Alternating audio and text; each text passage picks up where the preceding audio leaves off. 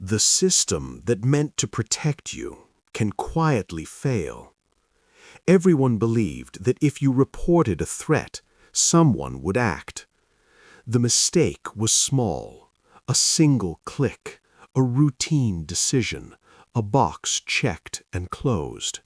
17 minutes of warning dissolved into procedure, and the silence that followed felt exactly like safety. The digital timer on a call center phone doesn't make a sound, but if you stare at it long enough, you can feel the weight of the seconds slipping by. Imagine a phone ringing. It is January 5th, 2018, a Friday. Inside a massive, secure facility in Clarksburg, West Virginia, an intake specialist for the FBI puts on a headset. Thousands of miles away, a woman is on the line. She sounds nervous but determined.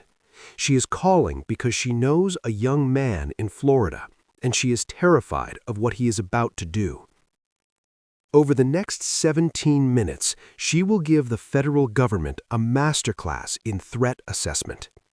She will give him his full name. She will give him his address. She will point them to his Instagram accounts, detailing his obsession with violence, his fascination with ISIS, and his history of mutilating animals. She will tell them that he has a history of mental instability, that his mother recently died, and that he has just come into an inheritance. Most importantly, she will tell them that he used that money to buy a military-style rifle. "I know he's going to explode," she says. "I'm concerned about a school." She gives the operator every single piece of the puzzle. The picture is complete. The threat is not vague, it is not anonymous, and it is not hidden in code. It is laid out in plain English under the fluorescent lights of a federal building over the span of 17 agonizing minutes. The operator listens. The operator types. Standard questions are asked. Procedural boxes are checked. And then the call ends. The woman hangs up, likely feeling a profound sense of relief. She did what we are all told to do. She saw something and she said something. She saved lives. But on the other end of the line, the intake specialist looks at the data on the screen. The software requires a decision. A drop-down menu offers a choice on how to route the information. The specialist makes a selection, categorizing the tip as having no immediate actionable lead value. The information is not forwarded to the Miami field office. It is not sent to local police in Florida. It is not sent to the school board. The ticket is closed. The data packet vanishes into a server. It is buried alive. 39 days later, Nicholas Cruz would walk into Marjorie Stoneman Douglas High School in Parkland, Florida, and murder 17 people. One dead student or teacher for every minute that caller spent begging the system to intervene. We are comforted by the myth of the unpredictable monster. We like to believe that mass shooters are ghosts slipping silently through the woods, entirely undetectable until the moment they strike. That narrative is terrifying, but it is deeply soothing to our institutions. If the monster is a ghost, then no one is to blame for failing to catch him. But Parkland shatters that comfort. Nicholas Cruz was not a ghost. He was walking down a brightly lit hallway waving at the security cameras. He was a flashing neon siren. The tragedy of Parkland did not begin with a gunshot. It began with a sprawling, deeply entrenched culture of bureaucratic apathy, diffused responsibility, and systemic blindness. It exposes a deeply unsettling truth about modern safety. We have built an incredible multi-billion-dollar apparatus for collecting data, but we forgot to build a machine that actually cares about it. To understand how 17 people died on Valentine's Day, you have to look at the years of warnings that were painstakingly collected, perfectly documented, and completely ignored.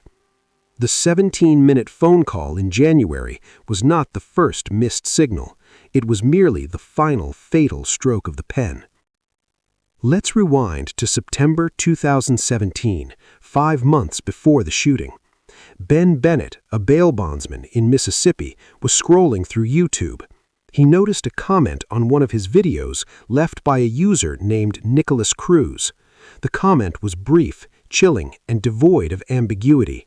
It read, "I'm going to be a professional school shooter." Ben Bennett did exactly what he was supposed to do. He didn't just flag the comment, he took a screenshot, tracked down the contact information for his local FBI field office, and left a detailed message. The next morning, federal agents actually showed up at his office. They interviewed him. They took the threat seriously. But the investigation hit a wall. The Bureau later claimed they couldn't identify the user behind the account, despite the fact that the account name was the suspect's actual legal name. The case was closed. Consider the absurdity of this moment. A quick cross-reference of that exact name in Florida would have lit up local police databases like a Christmas tree. But in the siloed world of law enforcement intelligence, data doesn't cross city limits unless someone forces it to. The FBI had the intent, but they didn't look for the boy. And local law enforcement? They knew the boy intimately. Between 2008 and 2017, the Broward Sheriff's Office, the local police force responsible for Parkland, received roughly 40 calls for service involving the Cruz residents. 40. These were not noise complaints. Deputies responded to reports of a teenager throwing objects, punching walls, fighting with his mother, and threatening people. They responded to calls about a teenager who was fascinated by violence and had access to a gun safe. In 2016, a neighbor directly warned a responding deputy that Cruz was talking about shooting up a school. The information was noted, reports were written, but no profound intervention was made. Why? Because of how modern law enforcement and school administration have been trained to process risk. In the pursuit of reducing youth arrest rates and dismantling the school-to-prison pipeline, Broward County had adopted policies focused on de-escalation and diversion. While the intention was noble, keeping kids with minor behavioral issues out of jail, the execution created a dangerous blind spot. Threats were often treated as disciplinary issues rather than criminal ones. Cruz was transferred from school to school. He was expelled. He was shuffled through the administrative deck. At Marjorie Stoneman Douglas, teachers were terrified of him. Security guards had explicitly discussed him as a potential threat. Staff were warned not to let him on campus with a backpack. He had researched the Columbine shooters on school computers. He had brought weapons to school in the past. Everybody knew. But knowing is not the same as acting. When responsibility is diffused among dozens of different people, human psychology dictates that everyone will assume someone else is handling it. The teachers assumed the administration had a plan. The administration assumed the mental health counselors were managing him. The local police assumed the school would keep him off campus. The FBI assumed local law enforcement was monitoring him. It is the dark side of a highly complex society. The system is so large, so compartmentalized, that nobody feels the weight of the whole. Everyone is just doing their small job, checking their specific box, filling out their designated form. And if you fill out the form correctly, you are protected from liability. In the modern bureaucratic state, safety is often less about protecting the public from harm and more about protecting the institution from blame. This toxic paralysis didn't just enable the shooter to buy a gun. It didn't just allow him to post his intentions online. It didn't just let him walk on campus on February 14th. The paralysis carried over into the shooting itself.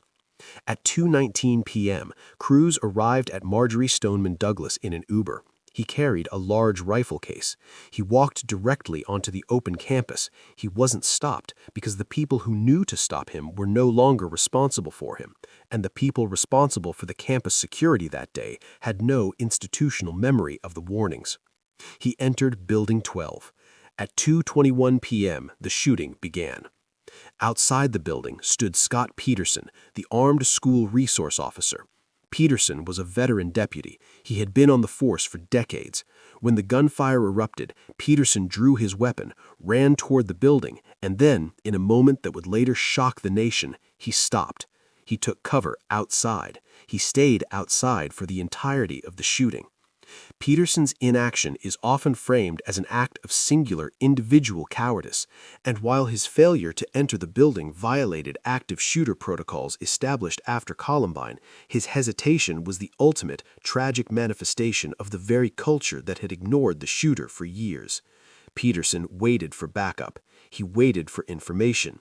He defaulted to the safety of procedure over the risk of action. While teenagers were being slaughtered in the hallways just yards away, Peterson was on his radio telling other responding officers to stay away from the building.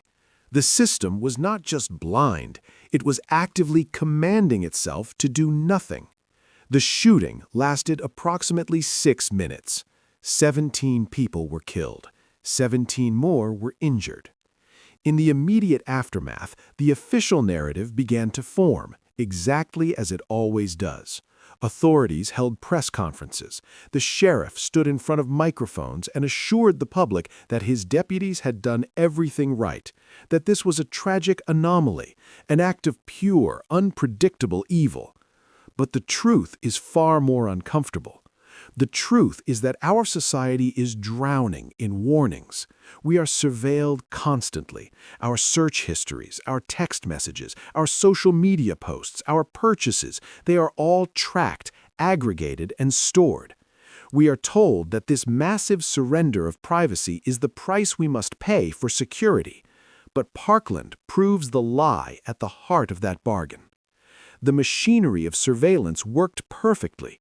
The algorithm caught the YouTube comment. The tip line received the call. The school logged the behavioral infractions. The police recorded the dozens of domestic visits. The failure was not technological. The failure was profoundly human. When you sit in a call center in West Virginia, taking hundreds of tips a day, the sheer volume of human suffering and paranoia begins to sound like white noise.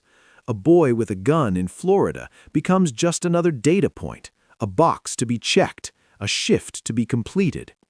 When you are a school administrator pressured to keep statistics looking favorable, a violent student becomes a PR problem to be transferred rather than a threat to be neutralized. When you are a local police department responding to the same house for the 30th time, the abnormal becomes normal. You lose the capacity to be shocked. You lose the ability to see the rising tide of violence because you are too busy mopping up the puddles. The 2018 Parkland shooting exposed a deeply terrifying reality about the institutions we trust with our lives. They are not omnipotent guardians. They are offices staffed by tired people looking at screens. They are constrained by budgets, blinded by protocols, and motivated by liability. We ask our citizens to be the front line of defense. See something, say something. We put the burden on teachers, neighbors, and strangers on the internet to notice the cracks in the human psyche. But what happens when the citizens do exactly what they are told? What happens when a woman in Massachusetts or a bail bondsman in Mississippi spots the danger, gathers the evidence, and hands it directly to the authorities on a silver platter? If the apparatus designed to process that information is functionally deaf, what is the point of speaking up? In the years since the shooting, the fallout has been massive. Laws were changed. Lawsuits were settled for hundreds of millions of dollars. The FBI admitted its failure to act on the January tip. Scott Peterson was criminally charged for his inaction, a rare and controversial legal move, though he was ultimately acquitted. The Broward sheriff was removed from office. But the quiet, creeping dread of Parkland isn't about the people who were fired or the lawsuits that were settled. It is about the inherent fragility of the system itself. We can fire the intake specialist. We can replace the sheriff. We can build higher fences around our schools and install more metal detectors. We can write new protocols and update the drop-down menus on the software. But we cannot legislate human curiosity. We cannot mandate institutional courage. There will always be another 17-minute phone call. Somewhere, right now, in another windowless room, a phone is ringing.